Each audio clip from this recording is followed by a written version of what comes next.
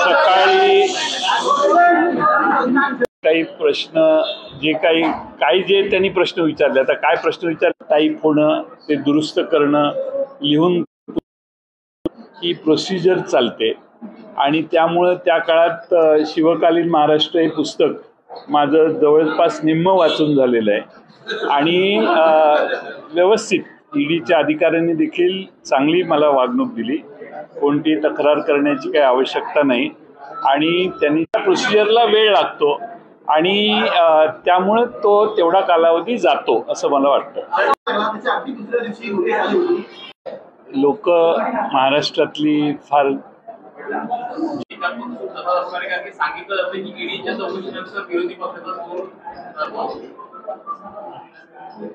आता नुसतं आता प्रेस कॉन्फरन्समध्ये बोलून तुमचा त्याच्यावर विश्वास पडणार नाही, तर वेळच ठरवेल त्याच्यावर तुम्हाला काय तुमचा निष्कर्ष त्यानंतर कळेल तुम्हाला.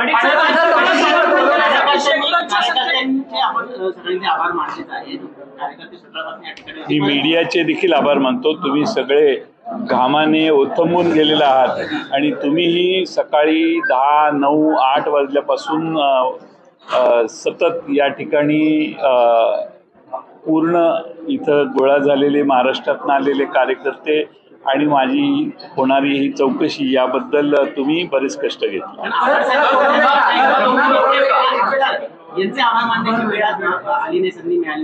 आव्हाड साहेबांचे आभार मानायला पाहिजेत. सकाळपासून 8 वाजल्यापासून ते या कार्यक्रमासाठी, या सगळ्या दिवसभराचा जो काही चाललंय त्याच्यासाठी इथं ठाम बसून आहेत. मी विनंती पाठवलेली होती की आव्हाड साहेबांना जायला सांगा, ज्यावेळी बाहेर येईन त्यावेळी मी फोनवर बोलेन, पण आव्हाड साहेब इथून हल्ले नाहीत. आव्हाड साहेबच नाही तर हे आमचे मुंबईतले दोन्ही अध्यक्ष आहेत, सगळे इथं बसणारे सगळेच, आणि मगासपासून तुम्ही बघताय की महाराष्ट्रातल्या वेगवेगळ्या जिल्ह्यातले कार्यकर्ते, नेते सगळेच थांबले. त्या सगळ्यांचे आभार मानतो आणि जे आलेले नाहीत त्यांचेही आभार.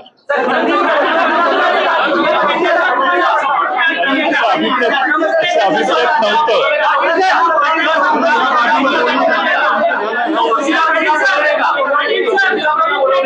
मी सांगितलंय पुन्हा ज्यावेळी बोलवाल त्यावेळी.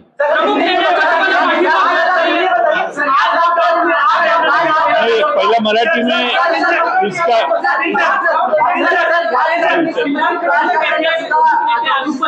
अजित पवारांनी याच्यावरती कोणतेही भाष्य केलेलं नाही. असं आहे की प्रमुख नेत्यांची स्वतःची काही कामं असतात, ते कामच्या पक्षकार्यात गुंतलेले असतात. ते पक्षकार्यात गुंतलेले सगळ्यांनी आपलं काम सोडून इथं मुंबईत यावं. आणि सगळ्यांना माहिती आहे की जयंत पाटील स्वच्छ आहे, तो चौकशी झाल्यानंतर परत बाहेर येणार आहे याची खात्री असल्यामुळे आणि त्या सगळ्यांचा माझ्यावर विश्वास असल्यामुळे ते आज उपस्थित राहिले.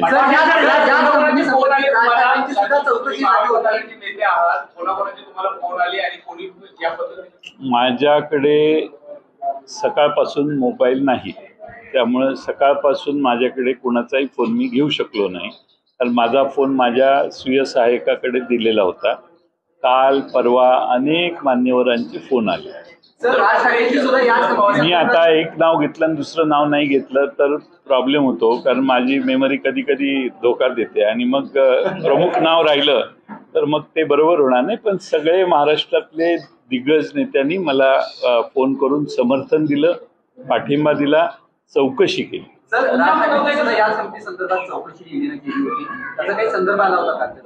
नाही, त्याचा काय संबंध नाही आला.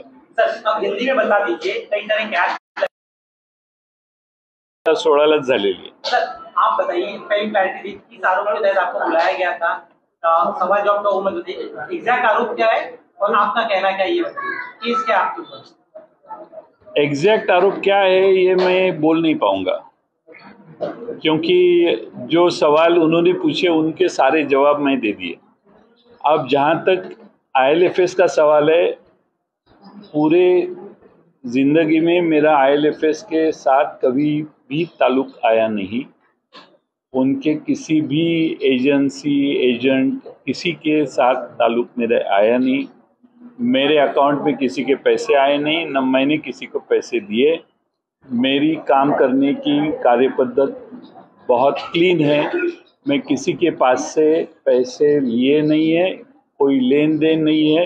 मनी लॉन्ड्रिंग का केस बन नहीं सकता क्योंकि ऐसे काम मैंने कभी किए नहीं। सर आपसे दरअसल विषय की कई सारे कयास लगाए जा रहे हैं, पूरी क्लैरिटी आप दे दीजिए एग्जैक्ट आप किस मामले में बुलाए, कम से मुंह बताइए, क्योंकि हर कोई अपने अपने अलग अलग बात कर, आप भी बता दीजिए। मैं बार बार ये कहता हूँ कि एग्जैक्ट मामला जो है ये मैं बता नहीं पाऊंगा क्योंकि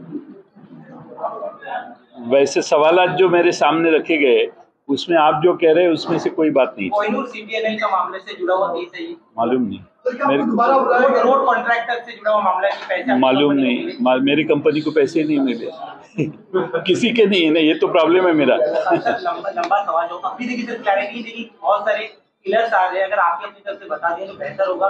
कम से कम आप फिलर्स जो है जो आपको बताना है वो बताओ।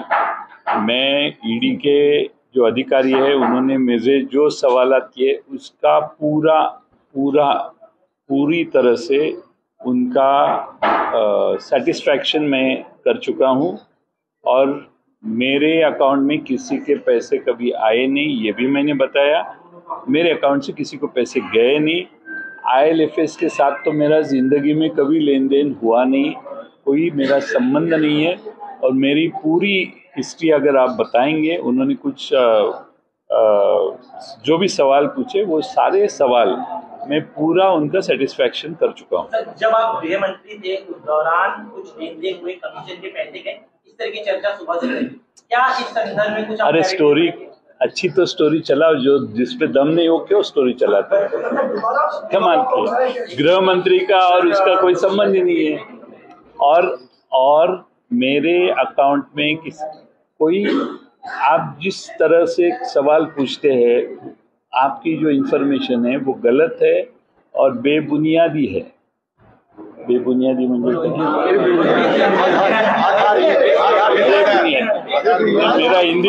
मेरा हिंदी भी सुधर गया। पहले ऐसे नेता है जो ईडी की लॉन्ड्रिंग इंक्वायरी के बाद आके बाकायदा एक प्रेस कॉन्फ्रेंस अपनी पार्टी कार्यालय कर रहे हैं। ईडी का दफ्तर कैसा लगा, कितनी कब चाय पी? ईडी के अधिकारी जिस अधिकारी थे उन्होंने मेरी अच्छी तरह से अवगत की और उन्होंने जो भी सवाल पूछे उनका भी मैंने समाधान किया। ईडी के ऑफिस में बहुत कम जगह है, कंजेस्टेड है ईडी का ऑफिस। और लेकिन ईडी के जो अधिकारी मुझे बात किए वो तो उन्होंने सीधे अच्छे जो सज्जन थे।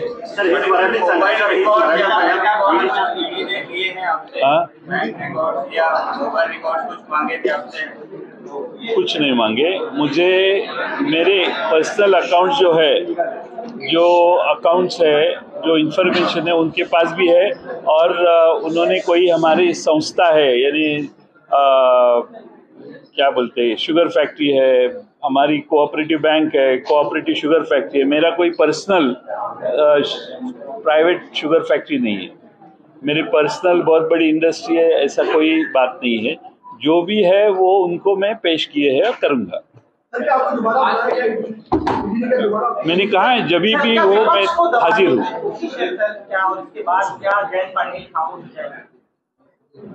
अब ये आने वाला वक्त ही आपको बता पाएगा, क्योंकि आज मैं कुछ भी कहा तो आप और देखने वाले तो विश्वास तब रखेंगे जब मेरा बिहेवियर उनके सामने आएगा। मुझे कोई दबाव उन्होंने नहीं किया और कोई दबाव की बात भी नहीं की।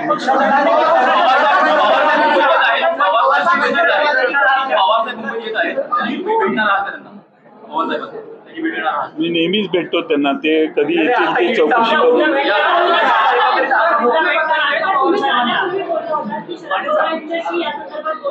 नाही हो, मला आत्ता मगाशी त्यांच्याशी बोलण्याचा योग आला।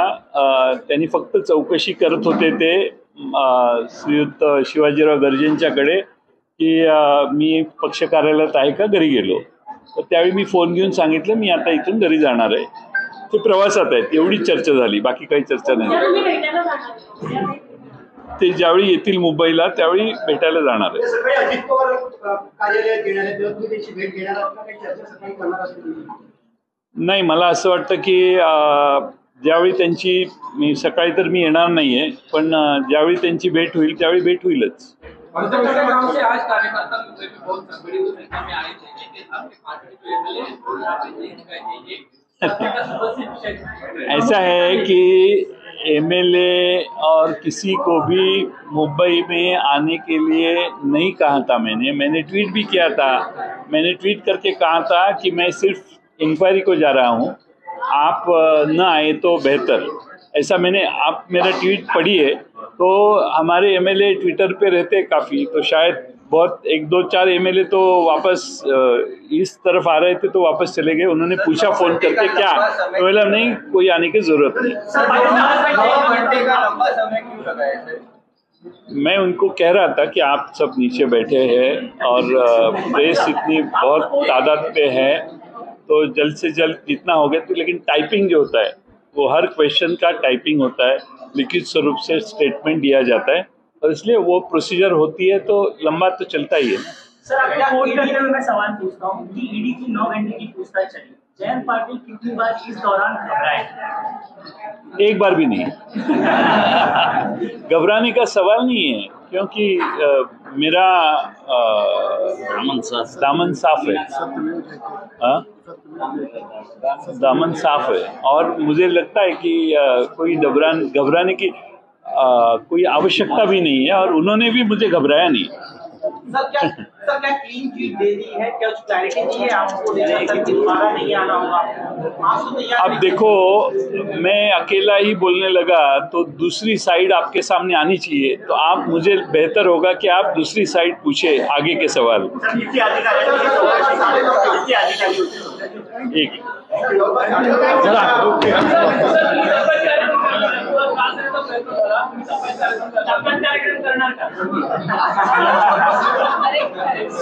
मी हा शिवकालीन महाराष्ट्र सध्या वाचतोय। जुन्या काळात काय परिस्थिती होती शिवाजी महाराजांच्या काळात, त्याचं वाचन केलेलं आहे।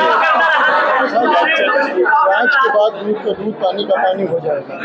आणि कसं आहे की मला पूर्ण खात्री आहे की कोणत्याही चुकीच्या गोष्टी मी केलेल्या नाहीत। ज्यावेळी चौकशी पूर्ण होईल त्यावेळी स्पष्टच होईल सगळं। सर, संजय राऊत म्हणाले की 2024 ला जर सरकार आलं तर आमच्याकडे बाकीच्या नेत्यांची ईडीची लिस्ट आहे, काय सांगाल यावर? नाही, असं आहे की